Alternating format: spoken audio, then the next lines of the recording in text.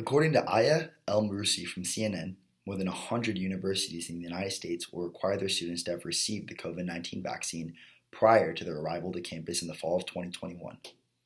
While this vaccine mandate may be beneficial for colleges to return to in-person classes, normal campus life, and the effort to achieve herd immunity to the coronavirus, the rights to bodily autonomy of those students who do not want to be vaccinated must be preserved. Hi, my name is Nathan, and today I will be speaking about the moral implications of mandating a COVID-19 vaccine. After researching the various positions on how the COVID-19 vaccine should be administered for the entirety of the semester, I'm eager to present to you, my fellow college classmates, how the vaccine will be enforced at certain universities as well as the ethical validity of such enforcement.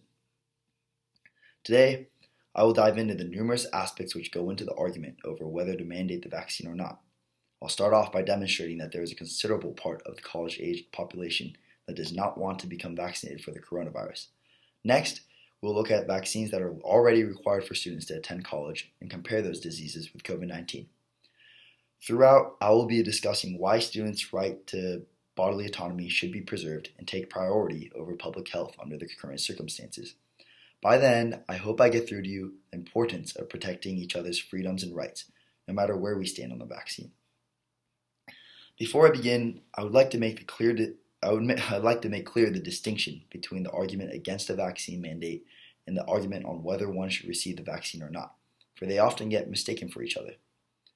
Whether you decide to get the vaccine or not is a choice completely up to you, which is actually the exact point that I'm arguing. The choice on becoming vaccinated should be a decision that is left to the individual, not one that should be made by an institution like a university. An important note to be made is that it's not just a few outliers within the public who want to refuse the vaccine, but actually a significant portion of the college-aged population.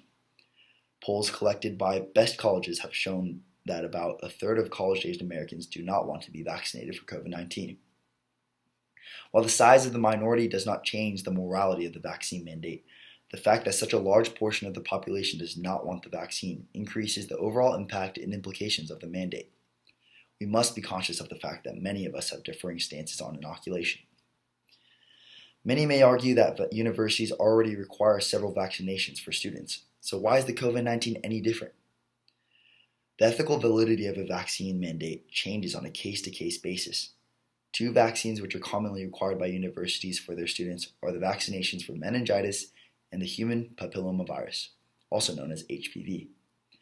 Meningitis is a disease which causes the inflammation of membranes and cerebrospinal fluid which protect the spinal cord in the brain. Based on information provided by the Centers for Disease Control and Prevention, the death rate can be as high as 70%. Survivors could potentially be left with permanent conditions such as a loss of hearing and neurological disabilities. Based on a medically reviewed article by Amber Erickson Gabby, HPV is one of the most common sexually transmitted infections. There are about 14 million new cases of HPV each year, and HPV leads to cervical, penile, and thorax cancer in thousands of those who are infected. Based on the severity and lethality of these diseases, it is reasonable for universities to place greater importance on public health and safety over students' rights to bodily autonomy. Comparatively, the numbers behind COVID-19 are starkly different. According to Elizabeth Mahes' article, COVID-19's overall death rate is approximated to be about 0.66%. When split up among age groups, research published by Ritchie et al. Shows the death rate drops to 0% among those aged 0 to 9 years, as high as 0.2% for 10 to 19-year-olds, as high as 0.22% for 20 to 29-year-olds, 0.3% for 30 to 39-year-olds, 0.4% for 40 to 49-year-olds, and as high as 1.3% for 50 to 59-year-olds. These statistics soar in the population aged 80 and above, with the death rate being as high as 20.2%. Considering the fatality rate of COVID-19, the deadliness of the disease does not reach the same levels of its counterparts which universities require vaccines for, especially among college-aged people. Therefore, universities should choose to preserve students' rights to choose what happens to their body instead of infringing upon them for the sake of public health. This being said, the very real dangers and seriousness of the coronavirus are not to be diminished. There have been many lives lost and tragedies experienced due to the pandemic.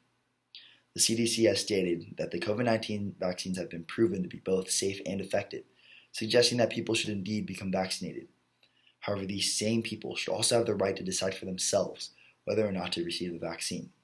By continuing protocols that have already been in place, such as face masks, social distancing, and encouraging vaccine uptake, universities can strive to protect public health while still honoring students' bodily autonomy. Finally, the goal of this lengthy speech of mine is firstly to inform you all as fellow college students of what is to come as far as the future of COVID-19 vaccine at universities. However, another goal of mine is to challenge you, no matter where you stand on this issue. I'm sure that many of you have already been vaccinated and encourage others to do the same. And this is a great thing. Again, I'm not urging you to avoid the vaccine, but I'm challenging you to remember to be conscious of the positions and the rights of those who refuse the vaccine. If you are on the other side of this issue and whether you are vaccinated or not, are against the vaccine mandate, I challenge you to not simply comply with these policies that you disagree with. Though the University of Oklahoma has yet to mandate the vaccine, and may very likely never do so, we have a duty as members of a democracy to preserve the rights and freedoms of our fellow citizens. As the fall semester of 2021 approaches, I hope to see the bodily autonomy of college students be protected. Moving on to the Q&A section, many students at OU have asked me questions regarding what will happen to those who choose not to be vaccinated, whether I think there will be a decrease in enrollment because of these policies, and whether vaccine mandates will be passed at other public areas such as airports. For those who choose not to become vaccinated but are enrolled in schools that will pass the vaccine mandate, they will not be able to attend the school or will have to resort to enrolling in exclusively online classes if offered by the school. As far as enrollment rates go, I think there could be a decrease in enrollment, but it'll be very minimal because as so many universities' online classes are already available, students can choose to transfer to a school that won't pass the vaccine mandate, and the majority of college-age people will choose to become vaccinated. Also, with the vaccine mandate, it will most likely encourage those who are hesitant to receive the vaccine to go get vaccinated so they can attend the university of their choice. As far as other public areas where a vaccine mandate could be passed, there's a strong possibility that places such as airports will require proof of vaccination against the coronavirus. My P3 essay was a letter to the CEO of United Airlines, who's pushing for a vaccine mandate for his employees, as well as vaccination passports for passengers. If highly influential people like him are able to begin enforcing a vaccine mandate for powerhouse companies such as United Airlines, it is highly likely that other companies in the industry will follow suit. Thank you.